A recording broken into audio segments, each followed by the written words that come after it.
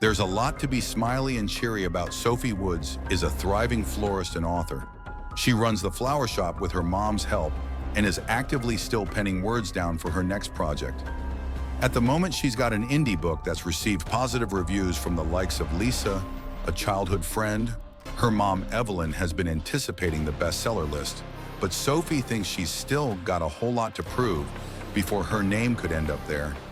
The list proves her wrong, as she's been given the number 3 spot, much to her surprise and delight. It's a huge career milestone, because Sophie is a first-time indie author. It feels too good to be true, and she keeps expecting herself to wake up from a wild dream. So far, things have been going too smoothly. A big publisher named Meredith has caught wind of Sophie and wants a publishing deal with her. Sophie can also look forward to a book tour among numerous interviews to help her with this. Her agent Janice calls in a public speaking coach named Daniel to assist her. But guess what? She turns down his help, opting to handle it herself. Janice explains they'll be handy to each other, but Daniel declines Sophie's offer of editing his work in progress. An eye for an eye, it seems. But is it really worth it? Janice has called for a press conference, and Sophie's walk of fame starts immediately.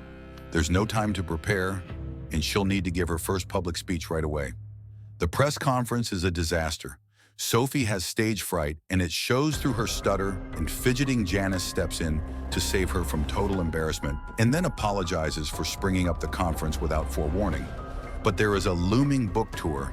It's late evening when Sophie returns to the florist shop. Her mom has been basking in her daughter's glory all day, and advises Sophie to do the same. Her book is a hit and has several positive reviews that she can be proud of. Sophie returns home and goes down memory lane. She has a box of journals and write-ups, and now she can add the bestseller list to them. Meanwhile, Tom Daniel's producer isn't impressed with his scripts. It needs work, and there's not much time left. Daniel tries to find a loophole, but Tom kicks against it. His only saving grace is to make his series good enough for production. For reasons best known to Sophie, she remains stubborn about needing Daniel's help, insisting she can handle further public affairs by herself. Janice disagrees and eventually convinces her to not get cocky. If she messes up again, she could lose her dream career. Daniel proposes a business lunch to kickstart, and Sophie reluctantly agrees. During the business lunch, Sophie expresses how she doesn't need help and hints that Daniel's portfolio isn't eye-catching enough to want to be coached under him. If Daniel notices the jab, he doesn't say. Instead, he asks to do a quick assessment of her to know if she can be let off the hook. He works her through an exercise, and she finally admits that she's scared. She's bad at facing a crowd and doesn't look forward to the interview. That's only 10 days away. She's also skeptical about Daniel's help, but he's optimistic that they can refine her in time for her big day. Sophie reports for duty. She gets to see the workspace Daniel and Tom share before he takes her to a reserved spot for yoga. Breath control and calmness go hand in hand. Sophie will need to be relaxed if she's going to speak in public. They talk as they exercise, learn things, and get comfortable with each other.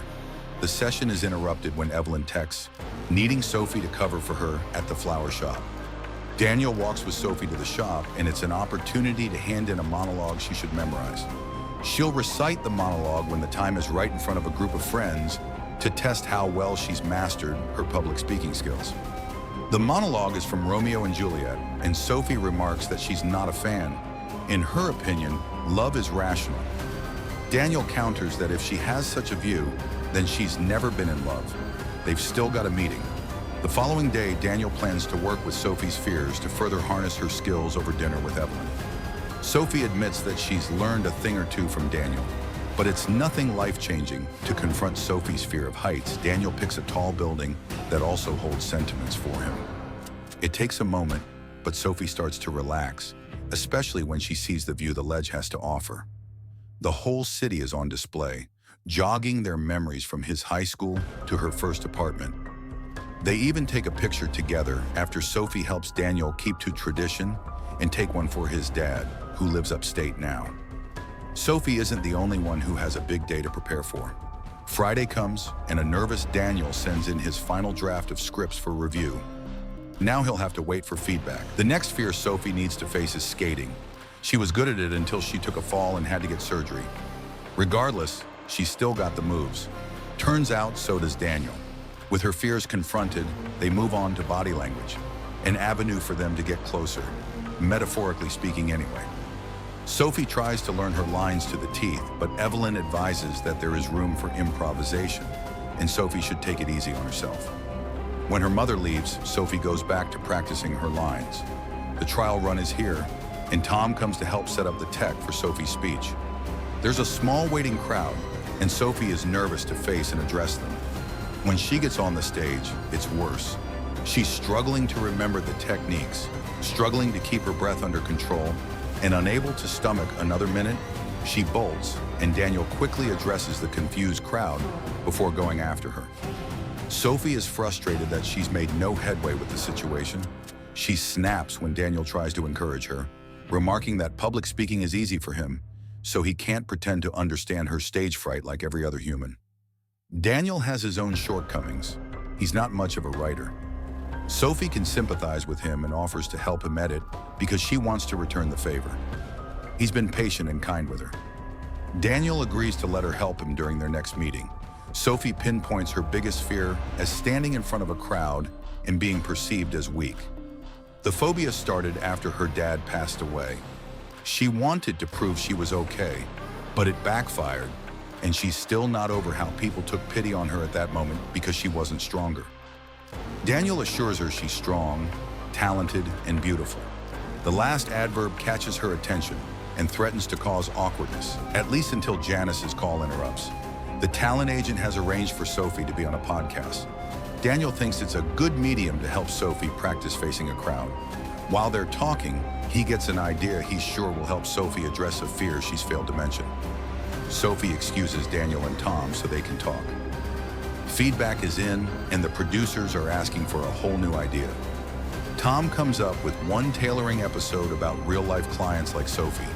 Daniel isn't sold, pointing out several reasons why it could lead to a fallout between him and Sophie.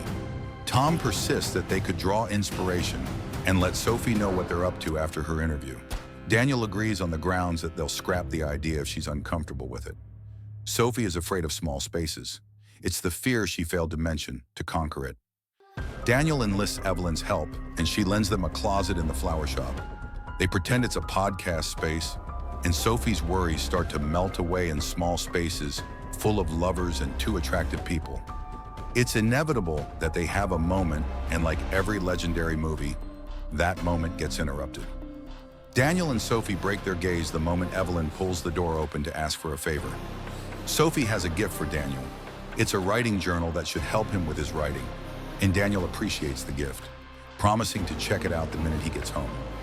On the day of the podcast, Sophie is dressed, ready, and waiting, but still nervous. Daniel shows up for support and wishes her luck.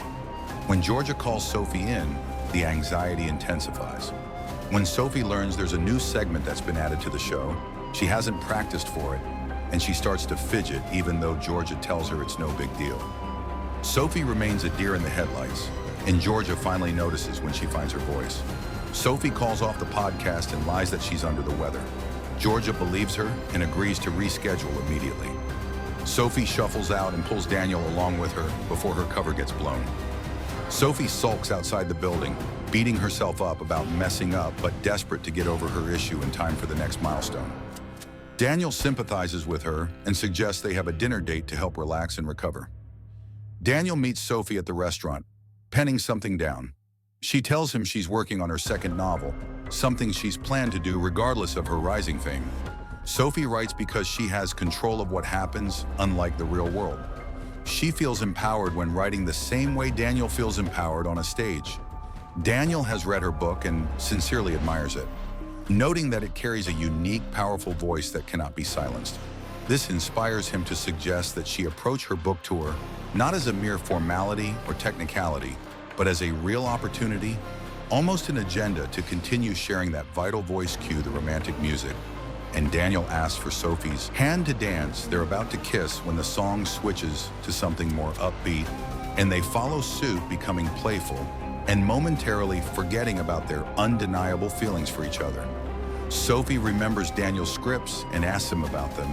He replies he's starting from scratch, and Sophie suggests she could help review the existing work and brainstorm new ideas. Daniel insists she head home and rest instead, as it's been a busy day. Sophie does the opposite of resting, practicing and still messing up her public speaking skills in the mirror. Daniel sends in the scripts, seemingly having a change of mind. Sophie replies she'll have a look right away. She's having a look when she finds the draft episode about her the following day. She confronts Daniel about it feeling used. He tries to explain, but she isn't having it, just wanting him to leave when Evelyn arrives with lunch. She and Sophie talk about what happened with Daniel. Sophie still questions Daniel's intentions, hurt that he didn't ask her permission to be used in his series. Evelyn suggests that she should give him a listening ear and understand why he did what he did. Meanwhile, Daniel is sulking and Tom is convinced that his friend is going through a heartbreak. Daniel comes knocking and hands Sophie a gift he was planning to give her before their fight. He also apologizes and explains the thing with the episode, and Sophie decides not to be so mad at him anymore. He hovers at her door even after she's closed, it conflicted about maybe wanting to say or do more.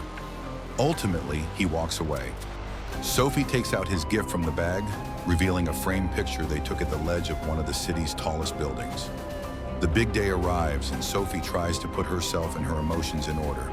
She's hoping to meet Olivia Winters before the interview, but that won't be possible. Her first encounter with the icon will be in front of an audience. Frightening, she starts out rocky, but maybe it's Daniel's or Evelyn's presence that helps her nerves. She starts to relax and ease into her answers, applying the techniques Daniel taught her.